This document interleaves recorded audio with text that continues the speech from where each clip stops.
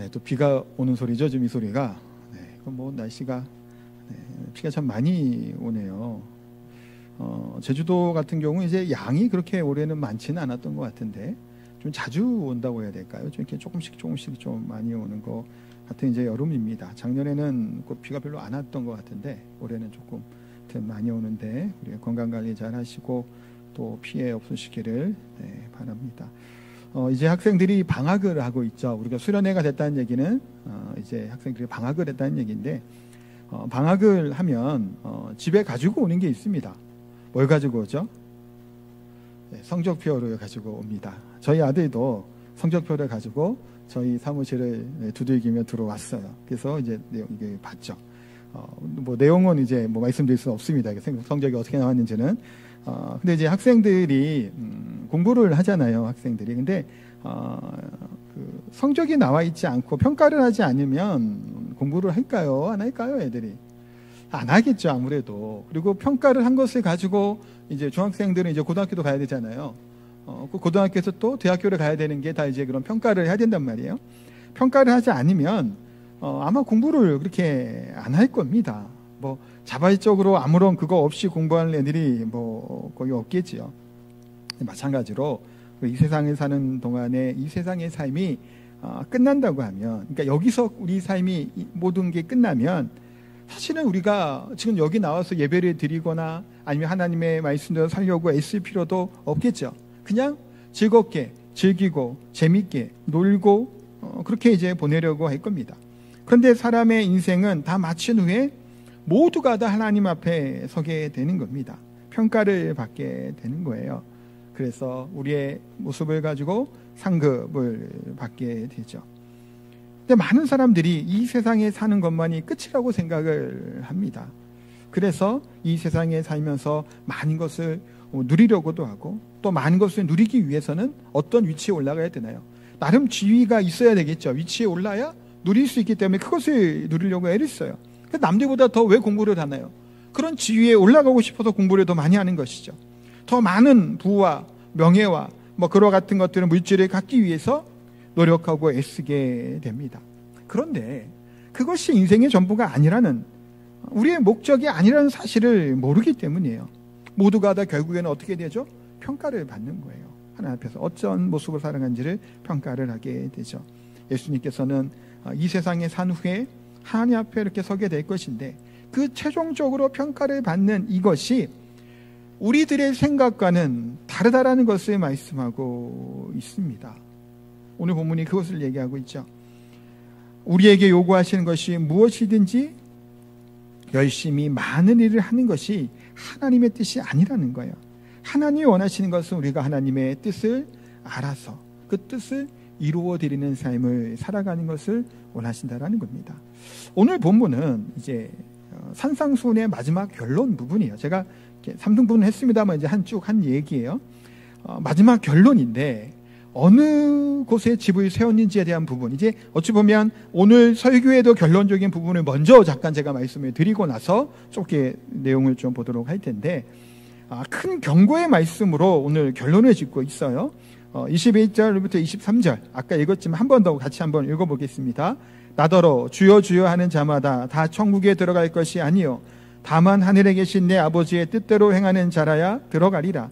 그날에 많은 사람이 나더러 이르되 주여 주여 우리가 주의 이름으로 선지자 노릇하며 주의 이름으로 귀신을 쫓아내며 주의 이름으로 많은 권능을 행하지 아니하였나이까 하리니 그때에 내가 저희에게 밝히 말하되 내가 너희를 도무지 알지 못하니 불법을 행하는 자들아 내게서 떠나가라 하리라.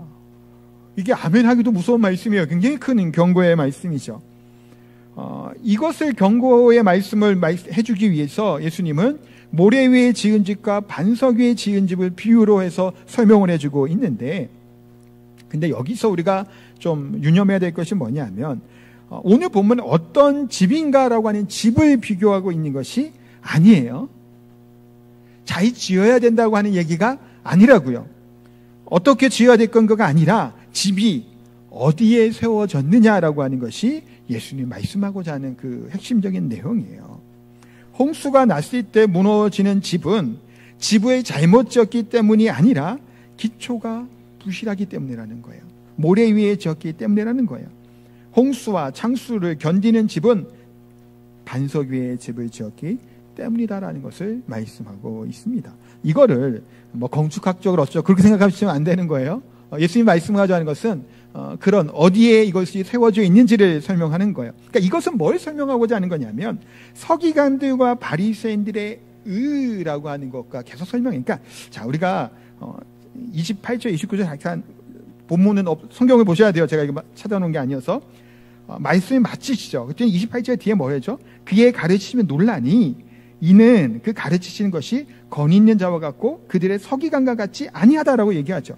예수님이 산상수훈하면서 말씀하고 있는 비유와 또 비교하는 것들은 계속 뭘 얘기하냐면 서기관들, 바리새인들의 의와 하나님의 의에 대한 얘기들을 계속 설명하고 오고 있었던 거거든요.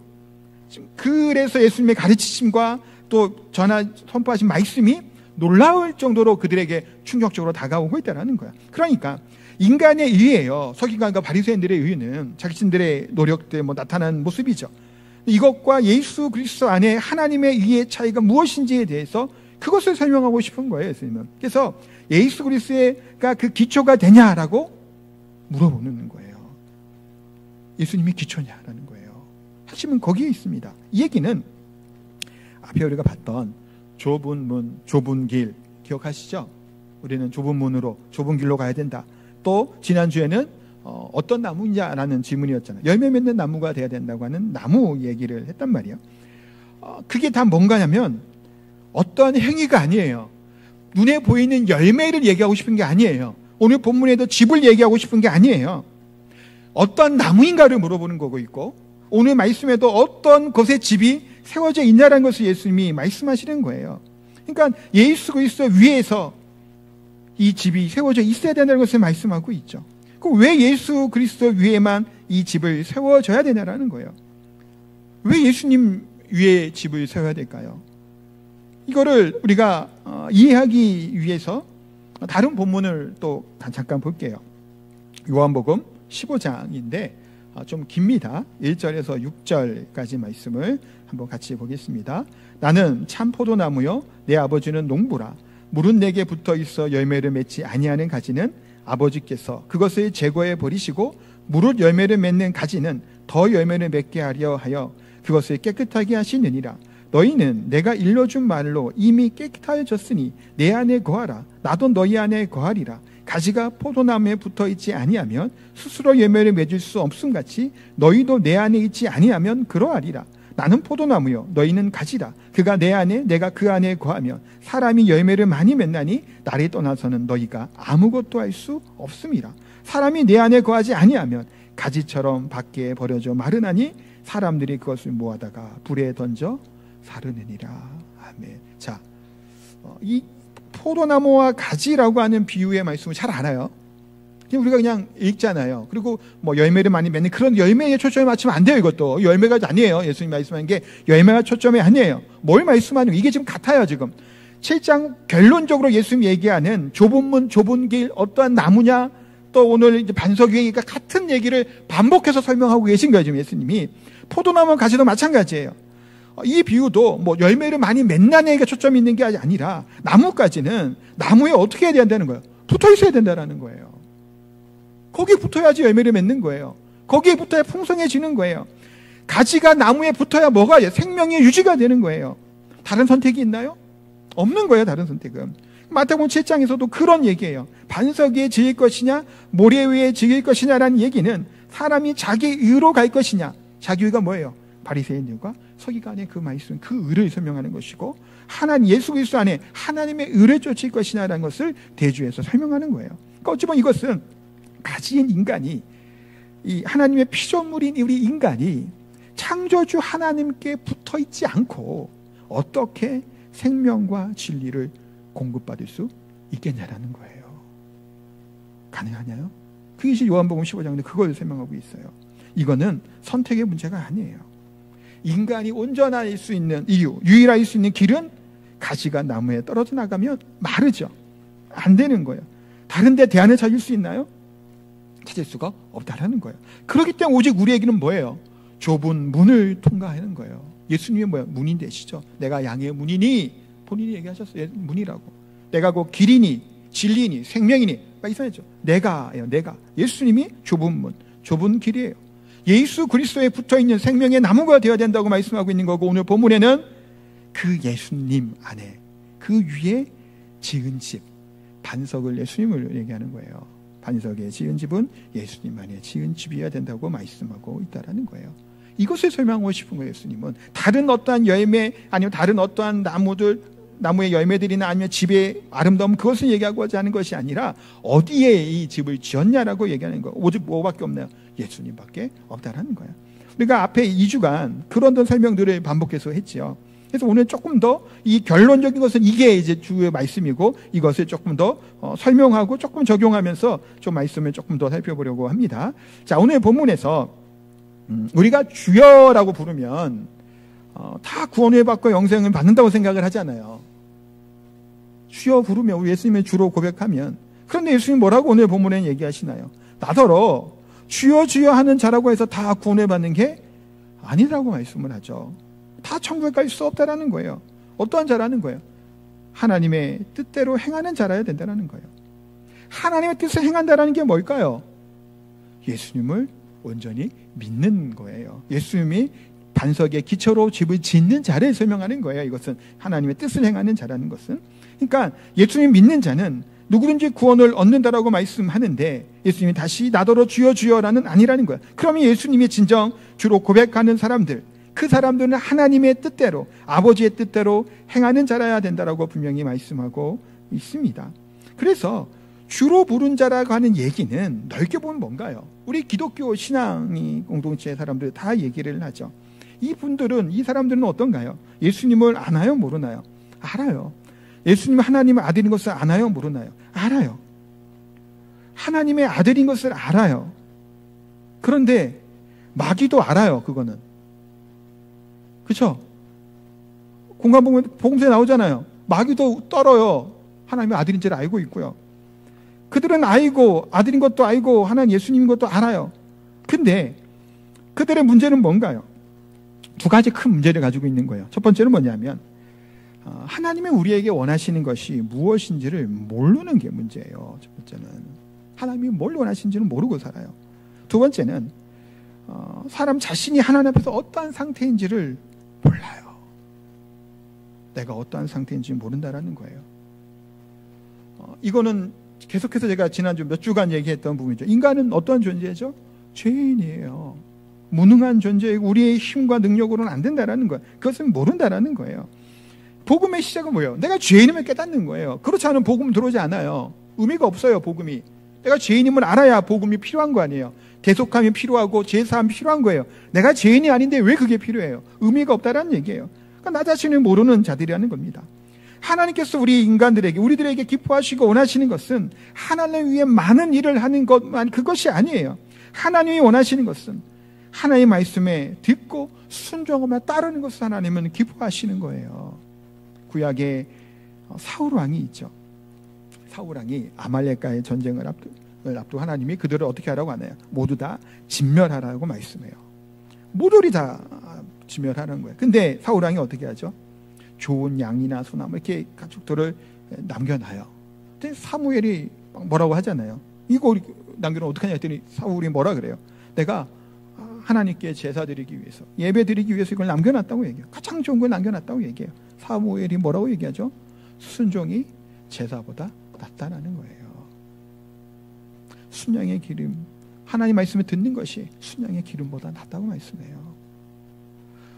하나님 원하시는 게 뭔가요? 제사를 드려지는 걸 원하는 거예요? 좋은 것을 하나님께 드리는 거는 그게 아니라 듣는 거를 원하는 거예요. 순종하는 것을 원한다는 겁니다. 하나님께서 기뻐하시는 것은 교제를 많이 하고 봉사도 많이 하고 많은 체험을 하고 영적인 것을 보고 하는 것들 중요하겠죠. 그러나 그것을 원하시는 것이 아니라 하나님의 말씀을 듣는 것을 하나님은 기뻐하신다라는 거예요. 하나님의 말씀 들어야 되는 거예요. 내 뜻과 내 생각대로 하는 것이 아니에요. 우리가 인간관계를 하다 보면 이런 부류의 사람들이 있어요. 하나는 이기적인 사람들이에요. 근데 이기적인 사람은 별로 친하고 싶지 않은 사람이잖아요. 자기만 아니까. 그래, 그런 사람. 근데 우리를 더 좀 힘들게 하는 사람의 부류가 있어요. 자기중심적인 사람이에요. 이 사람은 사람이 참 괜찮아요. 나한테도 잘해줘요. 관계도 좋아. 근데 힘들어요. 왜 힘들죠? 다 자기 중심으로 해주는 거예요. 상대방의 배려가 없어요. 어느 사람, 누구한테 거기서 많이 나타나면 연인들에게, 부부간에도 그런 게 나타나기도 하고 자식들에도 참 많이 나타나는 거예요. 자식들에게. 내가 너를 위해서 이것도 하고 이것도 이렇게 헌신했다고 얘기를 하는데 아이가 원하는 그것이 아니란 말이에요. 근데 다 해준 거를 본인이 생각하면 누구 중심이에요? 나 중심이죠. 엄마가, 아빠가, 부모가 원하는 것을 자식에게 주고 나서 자식이 원하는 것은 함께 있는 것인데 부모의 스킨십이고 따뜻한 말이고 한번 안아주는 것을 자식은 원하는데 아이에게 뭐 학원도 보내고 뭐도 보내고 어디 가르쳐줘요. 그러니까 부모랑 같이 있을 시간도 없어요. 그런데 부모들은 얘기하죠. 나는 다 너를 위해서 그런 거라고. 아이는 그걸 원치 않은데, 지금 아이에게 필요한 건 그게 아닌데 우리는 때로는 그렇게 얘기하고 나는 다 있다고 얘기를 해요.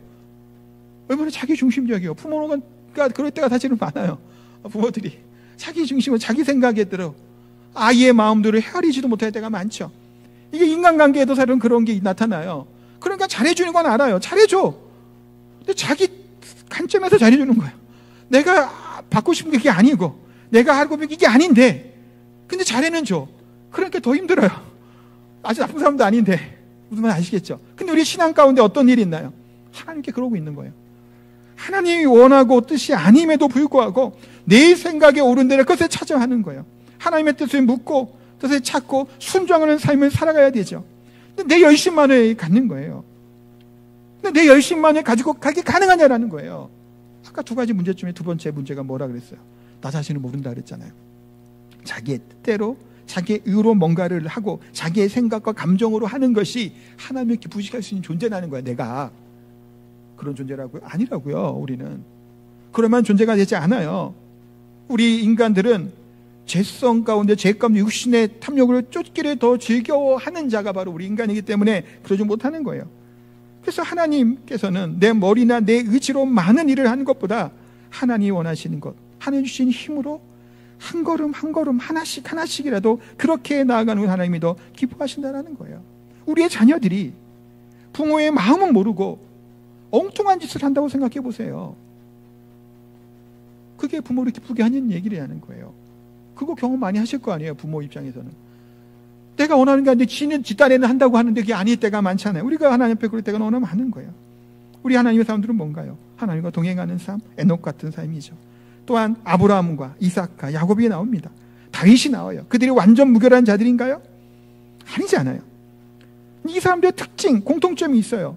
물론 이제 하나님이 그들을 이끌어 가시는 거는 전제로 빼고 우리 입장에서 보는 거예요. 뭐가 공통점이냐면 하나님과 동행하는 삶을 살아간다는 겁니다.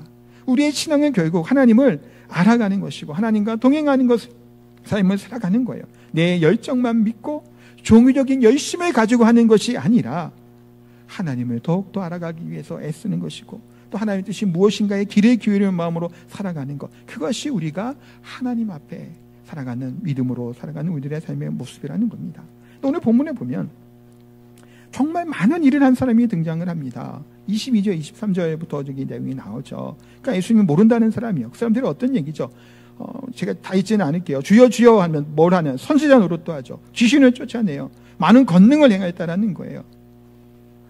얼마나 대단한 사람인가 생각을 해보세요. 이 사람들이.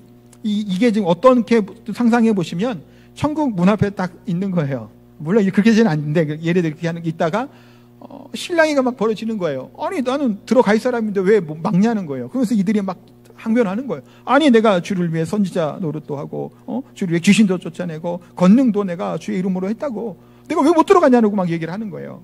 그랬더니 예수님이 뭐라고요? 내가 너희를 도무지 알지 못하고 불법을 행하는 자들아 내게서 떠나가라고 말씀합니다.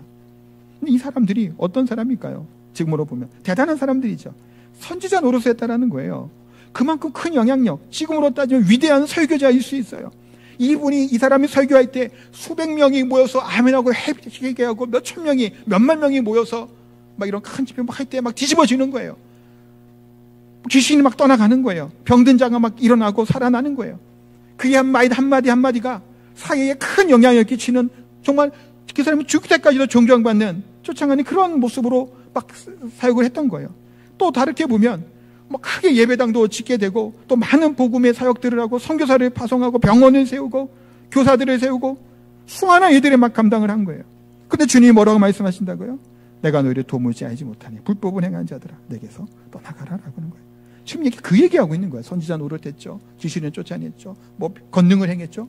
우리가 보통 생각할 수 있는 그 놀라운 일들이 이 사람 가운데 나타난 거예요. 그런데 예수님은 모른다라는 거예요. 내가 너는 모르겠다라는 거예요. 불법을 행하는 자들이라는 얘기를 합니다. 이 얘기는 뭔가요? 예수님이 아니면 우리는 불법한 자들이에요. 그걸 말씀하시는 거라고요. 예수님이 아닌 것은 우리가 합법적일 수가 없어요. 의로울 수 없다라는 거예요. 예수님의 의로만 말미암아 우리가 뭐 하게 되는 거예요? 의인이 되고 의롭게 되는 거예요. 구속해 주시는 예수님의 보혈과 대가가 있어야만 내가 의로워지는 것이, 우리는 그렇지 않은 자들은 뭐예요? 불법을 행하는 자예요. 어떠한 능력이 나타났다는 것이 아니에요. 우리가 가장 중요하고 추구하고 믿음으로 살아야 될 것들이 뭐냐면 이런 능력이나 업적이 아니라 기독교인의 가장 중요한 첫 번째 잣대는 뭐냐면 예수님을 닮아가는 거예요. 에베소서 4장 13절 볼게요. 같이 한번 읽겠습니다. 우리가 다 하나님의 아들을 믿는 것과 아는 일에 하나가 되어 온전한 삶을 이루어 그리스도의 장성한 분량이 충만한 데까지 이르리니. 아멘. 성경은 뭘 말씀하고 있나요? 뭐 위대한 일을 하라고 예수님 말씀하시던가요? 성경에서? 그런 구절이 있어요? 우리는 그렇게 생각을 하고 살아가지만 실제로 뭐 하는 것을 요구하는 거예요? 그리스도의 장성한 분량에 충만한 데까지 이르라는 거예요. 이 얘기가 뭐예요? 그리스도를 닮아가라는 거예요. 그리스도처럼 되어갈 것을, 그리스도화 되는 것을 예수님은 말씀하시고 성경은 그것을 말씀하고 있다는 거예요. 근데 우리는 외적으로 드러나는 부분을 보고 그것이 옳은 일이라고 생각할 때가 얼마나 많다라는 거예요. 성령의 특별한 은혜를 경험한 분들 항영경에 빠지기도 하죠. 그런 영광을 체험하기도 합니다. 그런데 성령의 그런 것들을 경험한 사람들의 그 신앙의 인격과 그런 모습들이 동일하냐라고 물어보면 동일할까요? 뭐 하나님 특별한 은혜들을 받았어요. 뭔가를 때로는 보기도 하고 뭐 듣기도 하고 뭐 깨달은 그것이 경험한 은사들을 막 받은 사람이 있어요. 그 사람의 인격이, 신앙의 수준이 그것과 동일하다고 보시나요? 여러분들은 어떤가요? 동일한가요? 제가 볼 때는 아니에요. 여러분들이 아니라는 얘기가 아니라 저 또한 20대 때 나름 뭐 말하는데 그것도 저기 있었어요. 그런 말도 하고 그렇게 보기도 하고. 그렇다고 제 신앙과 인격이 거기에 비례되지 못해요. 그것을 보고 정말 하나님의 의로운 자라고 하나님의 기뻐하는 자라고 얘기할 수 있겠냐라는 거예요. 아니라고요. 그게 여러분들도 아니잖아요. 특별한 경험하신 분들 대단해요. 본인들이. 그래서 성숙한 열매들이 막 나타나고 사람들을 보면 다 자기를 존경하고 막 그만큼 사랑과 온유와 인내와 참는 거 오래 참이 막 드러나던가요? 우리 마음 가운데 그 경험하신 분들 아니라고요. 그게 비례하지 않죠. 사울을 보세요. 사울왕 성령이 이미 있죠. 예언을 합니다. 근데 사울이 어떻게 돼요? 나중에 무당을 찾아가요. 제사장들을 다 죽여요. 물살시키죠. 그런 사람이 사울이에요. 능력이 나타나고 능력을 받도 그것이 능력이 그 사람의 그 인격이나 그 사람의 신앙의 수준이라고 할 수 있겠냐라는 거예요. 어마어마한 일들을 이루어낸 사람이 그 어마어마한 일들 때문에 그 사람의 수준이 거기에 맞냐라는 거예요. 삼손을 볼까요? 구약시대의 삼손만큼 제가 볼 때는 가장 많이 능력을 받은 사람이 없어요. 왜냐하면 고대시대의 이 힘과 이 육시적인 것은 최고잖아요. 그게 전쟁을 해야 되고 지켜야 되고 싸우는 시대잖아요. 지금이랑 다르게. 삼손만큼 강한 힘을 갖춘 사람이 있나요? 나귀 턱뼈로 2,000명을 죽이죠. 그리고 문서의 쫙 기둥을 뽑아 들고 가요. 한 30-40km 들고 가요. 밤새. 그게 가능한 일일까요? 우리가 아는 그 히어로들 하면 헐크 같은 존재였던 거예요. 헐크. 이게 물리적으로 가능한 생각도 해봐요. 무거운 걸 들면 피부에 눌릴 거 아니에요. 피부가. 근데 피부마저도 튼튼했던 거예요. 그거는. 뼈도 강건했던 거예요. 우리가 상상할 수 없는, 그러니까 지금 이 기준으로는 이해할 수 없는 놀라운 것들을 가지고 있었던 것이 삼손이었죠. 가장 은혜를 많이 받은, 능력을 받은 사람이 삼손이에요. 삼손이 훌륭해요? 아니란 말이에요. 자기 마음대로 살았어요. 나중에는 다곤 신전 문호들을 같이 죽죠. 가장 큰 능력이 나타났던 사람. 그러나 그는 존경할만 하는 사람을 얘기할 수 없다라는 거예요. 그러니까 바울 사도가 뭘 얘기하나요? 자기 자신의 복종한다고 고백을 하는 거예요. 많은 능력을 가진 자는 어떻게 해야 되나요? 그것이 신앙의 수준이 아니에요. 착각하면 안 돼요. 더 뭐 해야 될까요? 경계하고 넘어질까 조심해야 돼요. 하나님이 그 많은 능력을 행하는 것을 인정하고 기뻐하실까요? 잘 생각해 보세요. 능력은, 그 은사는 누가 주신 거예요? 내 능력인가요? 아니죠. 누가 해주신 거예요? 하나님이 주신 거예요. 근데 보세요. 하나님이 본인이 주신 거에 가지고 자기가 이것저것 맡아요. 근데 그거 보고 하나님이 너무 잘했다고 얘기하실까요? 잘 생각해 보세요. 이 개념을. 다 하나님께 한 거잖아요. 특별한 능력이 나타난 것도 하나님의 능력을 보여주신 거죠. 주신 분이 누구예요? 하나님이에요. 그거 갖고 한 것만 가지고 하나님이 착하고 충성의 종이 여기겠냐라는 거예요. 그렇지 않다라는 거. 끊임없이 우리는 어떤 자의 모습을 쓰는 거예요. 예수님은 그래서 종의 비유를 하고 있죠. 종이 바깥에서 하루 종일 일하다가 돌아왔을 때 주인에게 이제는 힘드니까 밥 좀 차려주세요. 안마 좀 해주세요. 얘기할 수 있겠냐라는 거예요. 오히려 일하고 들어와서 뭐 해야 하는 게 종이라는 거예요.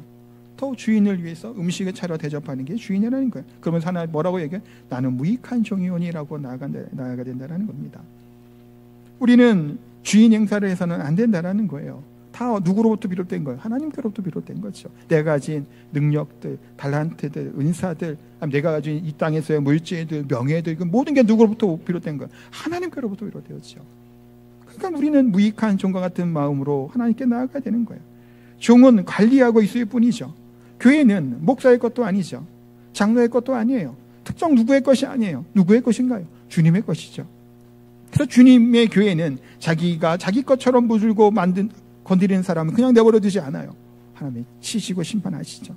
우리가 많은 것을 가지고 있다고 해도 그것이 우리의 구원을 보장해 주냐라고 얘기할 수 없다라는 거예요.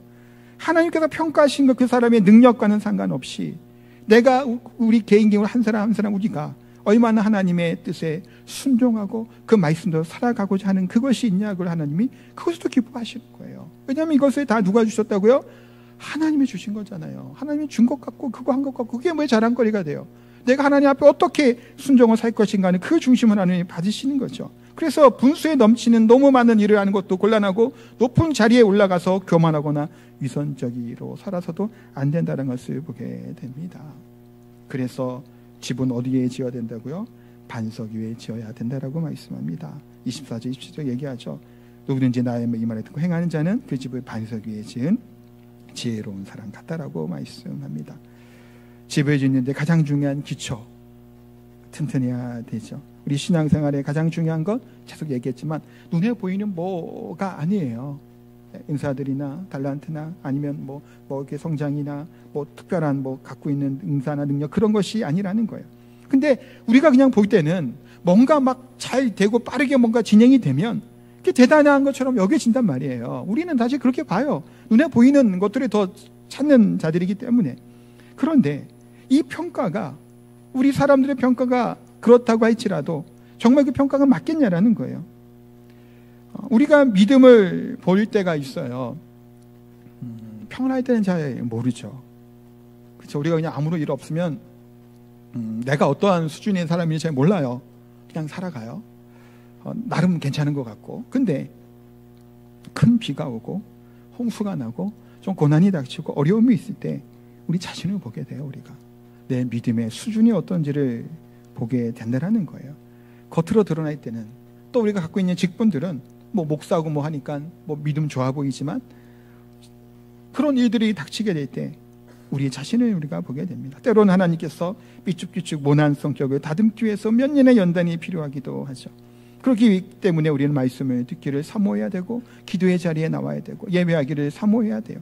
그래서 조금은 천천히 가더라도 급격히 집이 막 사에 올라가지 못할지라도 단단하게 든든한 기초 위에 우리가 바르게 나아가야 될 줄 압니다. 사랑하는 성도 여러분, 사도 바울은 얘기했죠. 집을 지을 때 금이나 은이나 보석으로 짓고 어떤 사람은 나무나 풀이나 지푸라기로 집을 지었는데 불이 나니까 흔적도 없다라는 거예요. 나무나 지푸라기는 세속의 기준에 세속의 그런 학문에 따라 살아가서는 안 된다는 겁니다. 서구 많은 교회들이 있었잖아요. 영국을 비롯한 서구 교회들이 지금 어떤가요?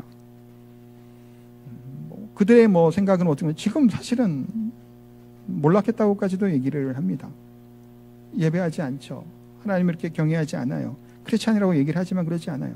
그들은 말씀으로 지어진 것이 아니고 말씀이 기준이 되지 않고 그들의 철학과 지혜로 유럽에 나타나는 계몽주의, 자유주의, 인권에 대한 인문주의, 그런 것들 모든 사상들이 오히려 다 어떻게 됐을까? 교회를 죽이게 됐다는 것을 보게 됩니다. 결국 우리가 아무리 머리가 좋고 지혜가 뛰어나다고 해도 하나님보다 더 지혜로울 수는 없습니다.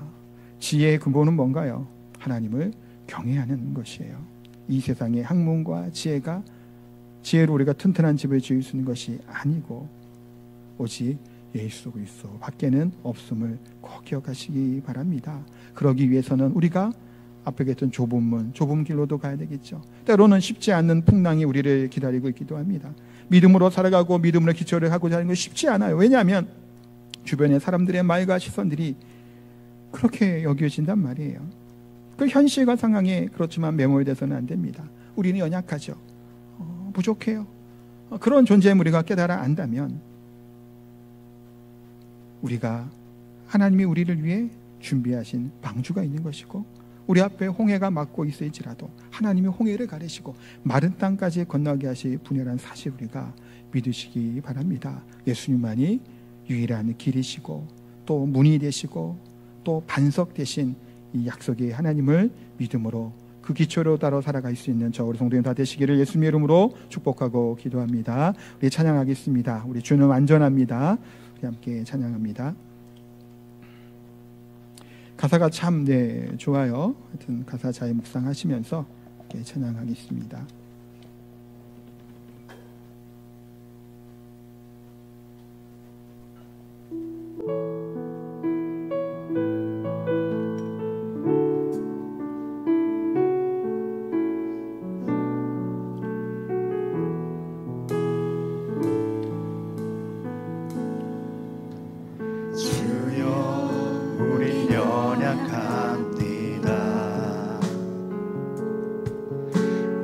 오늘을 힘겨워합니다.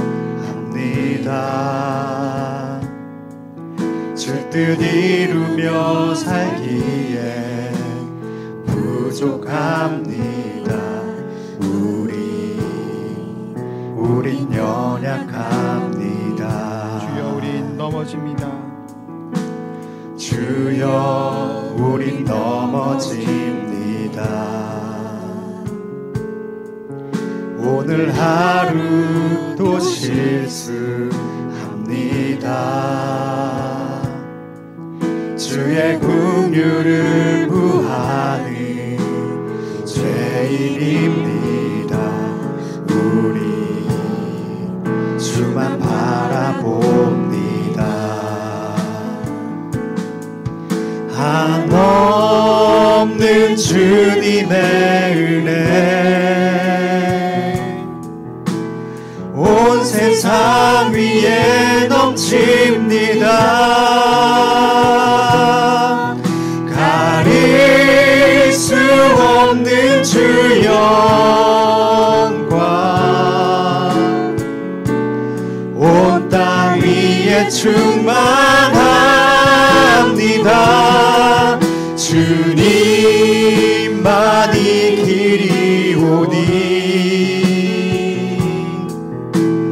우린 그 길 따라갑니다.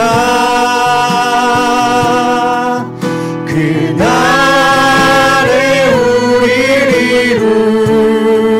이루신 주는 완전합니다.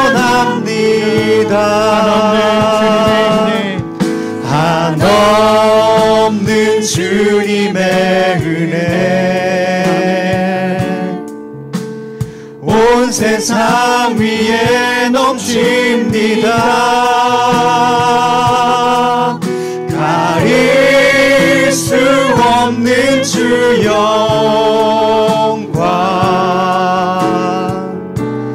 온 땅 위에 충만합니다. 주님만이 길이오니 우린 그 길 따라갑니다. 그날에 우리를 이루신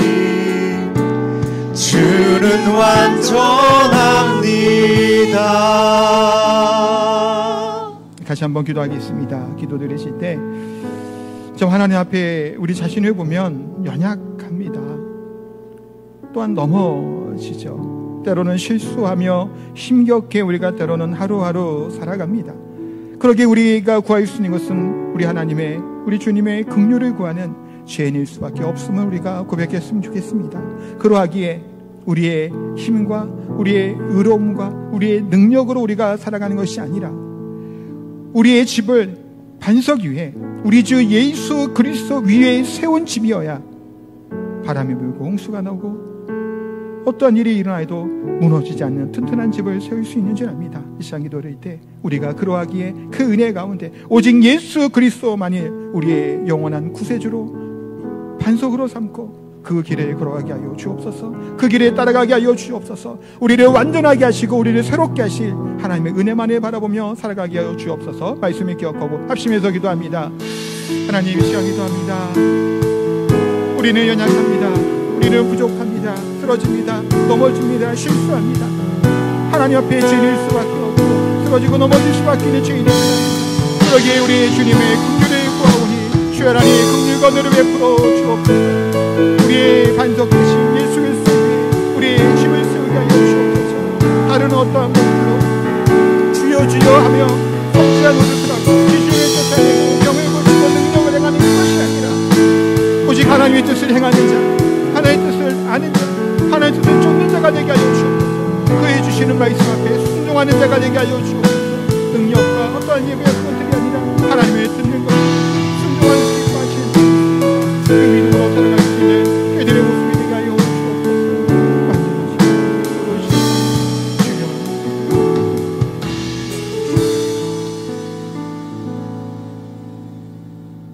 거룩하신 하나님, 신실하신 우리 아버지 하나님, 하나님 앞에 우리는 연약하고 쓰러지고 또 죄를 짓고 실수도 하는 그와 같은 존재들인 줄 압니다. 그러기에 우리 주님의 긍휼하심이 은혜가 우리에게 필요한 죄인인 줄 다시금 고백합니다. 예수님의 보혈의 은혜로 그 능력을 우리를 더욱더 새롭게 하여 주시고 우리가 예수 그리스도의 반석 되신 예수 그리스도 위에 집을 지으며 기초를 쌓아가는 우리의 삶이 되게 하여 주옵소서.